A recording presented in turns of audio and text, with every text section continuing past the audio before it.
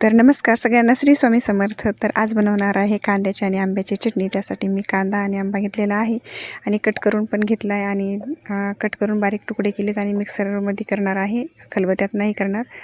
तर दोन्ही पण बारीक करून घेतलेले आहे. त्यामध्ये टाकलेले आहे शेंगदाणे आणि थोडीशी कोथिंबीर, चवीपुरतं मीठ आणि थोडीशी चटणी.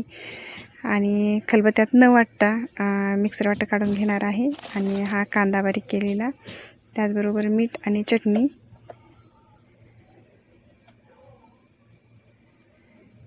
आणि ही चटणी भाकरी सोबत खूप छान लागते. तर अशा प्रकारे ही मिक्सरमधून वाटून घेतलेली आहे. आणि यासाठी आता मी देणार आहे थोडासा तडका. तर शिळी भाकर आणि ही चटणी खूप छान लागते. तर नक्की करून बघा तुम्ही पण. सध्या आंबे खायला आहेत आणि तडक्यासाठी थोडंसं पळीमध्ये तेल ठेवलेलं आहे आणि मोहऱ्या तडतडल्या, थोडे जिरे आणि त्यामध्ये थोडा लसूण आणि कढीपत्ता टाकलेला आहे. आणि जो काही तडका आहे तो जी चटणी केलेली आहे आंब्याची त्याच्यावर मारला आहे. तर अशा प्रकारे ही झालेली आहे चटणी.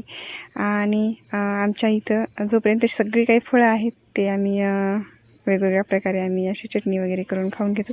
आणि त्याचबरोबर आता टाकत आहे मी भाकर. तर भाकरीसाठी पीठ तिंबत आहे. तर चटणी आणि भाकर खरंच खूप छान लागते. आणि अशा प्रकारे झालेली आहे माझी भाकर पण तयार. आणि या चटणी आणि भाकर खायला तुम्ही पण. तर भाकर बनलेली आहे. आणि चला तर मग मी आता आप्पाला ताट करणार आहे. तर त्या ताटामध्ये मी घेते आहे चटणी. आणि रात्री खूप भाकरी उरल्या होत्या, तर ह्या भाकरीचे केले ते कुटके.